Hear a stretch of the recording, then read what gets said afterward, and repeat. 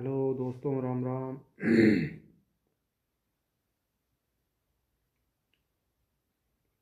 सारे भाइयों ने नमस्कार।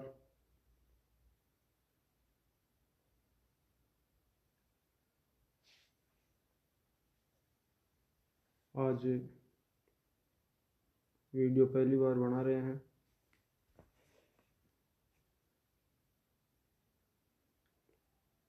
इसमें एक ज़्यादा नहीं बोलकर छोटी सी एक कहानी बताएंगे। अगर आप चाहो तो उस पर एक फिर लंबा लाइव लेके आएंगे।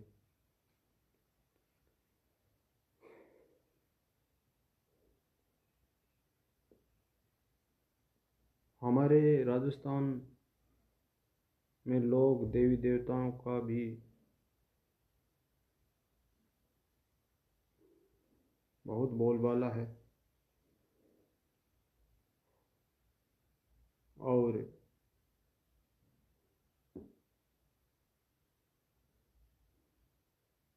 देवभूमि भी इसे कहा जाता है, राजस्थान की भूमि को, क्योंकि हर गांव में आपको एक या दो लोक देवता मिल जाते हैं। क्योंकि मेरे गांव में, खुद के गांव में भी एक लोक देवता है और पूरे भारत में प्रसिद्ध हैं वो देवता, जिनका नाम है दादा क्षेत्रपाल जी महाराज।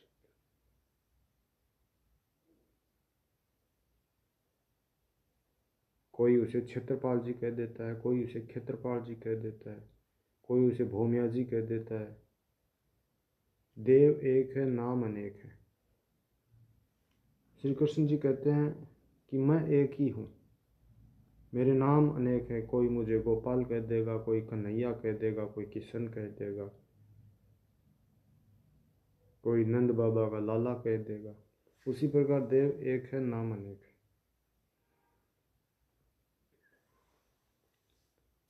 क्षेत्रपाल जी की कहानी बहुत लंबी है।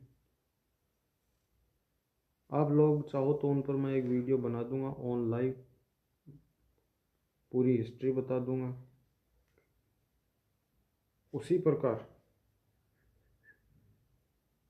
राउतसर में तो उनका बड़ा स्थान है और फिर गांव में छोटे छोटे मंदिर हैं। उसी प्रकार एक हमारे राजस्थान के अंदर पाबूजी महाराज हुए थे, हड़बू जी महाराज हुए थे, बाबा रामदेव जी महाराज हुए थे, मांगलिया जी हुए थे, मेहा जी हुए थे, गोगा जी हुए थे। गोगा जी महाराज जो आज पूरी दुनिया मानती है, पूजती भी है, जिन्हें सांपों का देवता कहा जाता है, उन पर भी लाइव दिखा दूंगा। क्योंकि उनका मंदिर हमारे यहाँ चूरू जिले में भव्य मंदिर है और गोगामेड़ी हनुमानगढ़ में भी उनका अच्छा मंदिर है। उस मंदिर की तो यह विशेषता है कि सभी मंदिरों में गोगा जी महाराज की मूर्ति पाई जाती है, लेकिन गोगामेड़ी में मूर्ति नहीं है। एक मज़ार की तरह उन्हें पूजा जाता है। क्योंकि गोगामेड़ी का निर्माण एक हिंदू शासक ने नहीं करवाया था, एक मुस्लिम शासक ने करवाया था। और वहाँ पर आज भी मैन द्वार पर लिखा हुआ है बिस्मिल्लाह। और जो मज़ार की तरह बनाई हुई है, वहाँ पर चादर चढ़ाई जाती है आज भी।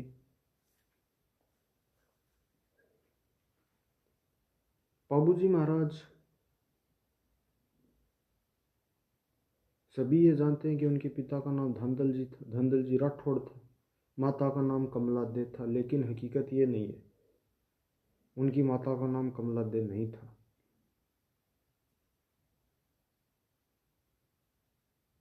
क्योंकि पाबूजी महाराज एक अप्सरा के गर्भ से जन्म लिया था। पाबूजी महाराज को खुद राम के भाई लक्ष्मण का अवतार माना जाता है।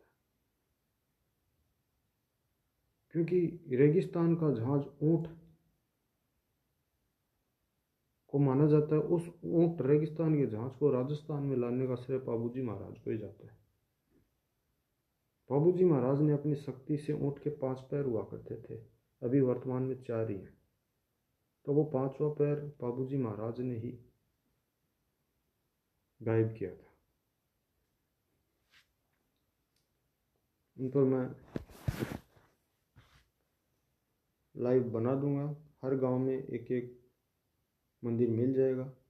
किसी गांव में गोगा जी का मिलेगा, किसी गांव में बाबू जी का मिल जाएगा, किसी गांव में रामदेव जी का मिल जाएगा, किसी के अंदर खेत्रपाल जी का मिल जाएगा, किसी गांव में नेत दादा मंदिर मिल जाएगा। ने दादाजी मंदिर, जिसे नाहर मंदिर भी कहा जाता है, बड़ी शक्ति थी। लोग आज पूजते हैं, अपनी मनोकामनाएं बताते हैं, होती पूरी है।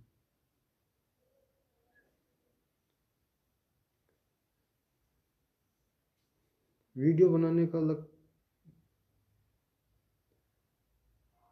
यही है कि जब आप लोग कमेंट में बताओगे कि हमें इस देवता या इस जगह की लाइव दिखाओ, तभी लाइव बनाऊंगा, वरना तो ये घिसी पिटी लाइव ही चलेगी। सूरवीरों की बात करते हैं, सूरवीर भी बहुत हुए हैं, उन पर भी लाइव बना दूंगा। अब हमारे राजस्थान में मेवाड़, जो चित्तौड़गढ़ है, राजसमंद है, उदयपुर है। उदयपुर को यहाँ तक वो झीलों की नगरी कहा जाता है, क्योंकि वहाँ पर झील बहुत हैं, सूरवीर भी बहुत है, देखने लायक स्थान भी बहुत है, पर्यटन स्थल। राजसमंद में भी है, वहाँ के हमारे एक राजा हुए थे राज सिंह, उन्होंने उनको बसाया था, 9 चौकी पाल बनाई थी उन्होंने, और पूरा इतिहास एक पत्थर की शिला पर लिख दिया था, आज भी मौजूद है।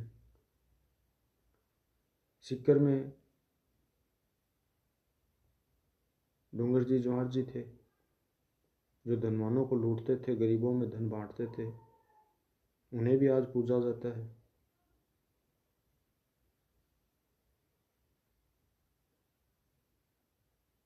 और हमारे जो अलवर भरतपुर है, जाट रियासत है, आज भी जाट रियासत है, वहाँ के जाटों को आज भी आरक्षण नहीं है, क्योंकि वो राजघराने थे। बदन सिंह हुआ करते थे, वहाँ के सूरजमल हुआ करते थे। सूरजमल को तो जाटों का प्लातून कहा जाता है। बीकानेर के महाराजा गंगा सिंह, विकास सिंह जी, राय सिंह जी, जोधपुर के जोधा जी, और जो हमारे राजस्थान की राजधानी जयपुर है, जिसे पिंक सिटी कहा जाता है, देखने के लिए बहुत से पर्यटन स्थल हैं। वहाँ के राजा भी बहुत हुए हैं, महान राजा हुए हैं। स्वयं सिंह जी हैं, जय सिंह जी हैं।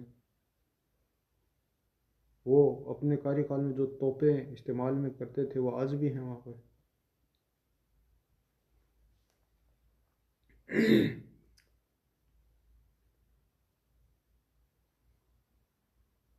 हमारे चूरू जिला है, शिव सिंह जी हुए थे। लड़ाई के अंदर चांदी के गोले दागे थे उन्होंने, लोहे के सभी दाग थे, लेकिन उन्होंने चांदी के गोले दागे थे। आज तक इतिहास में प्रसिद्ध हैं। इतिहास के उन पन्नों को कोई मिटा नहीं सका जो चांदी के घोड़े दागे। और अभी भी जब लड़ाई होती है तो गोले लोहे के ही दागे जाते हैं, लेकिन उन्होंने दागे और कभी हार नहीं मानी, झुके नहीं। तो हमारे राजस्थान का इतिहास बहुत लंबा है। अगर कोई बुक लिखने बैठ जाओ तो वो बुक छोटी पड़ जाती है। बुक के पूरे राजस्थान की तो आती नहीं है, एक पर्सनल राजा महाराजा की अगर जीवनी लिखने बैठ जाते हैं तो भी वो बुक छोटी पड़ जाती है। टीले, मिट्टी के धोरे, ये भी बहुत हैं। प्रकृति के अंदर जो भी चीज़ होनी चाहिए थी वो सारी की सारी है। हरा भरा भी है, सूखा भी है, पेड़ भी है, पहाड़ भी हैं, नदी भी हैं, नाले भी हैं,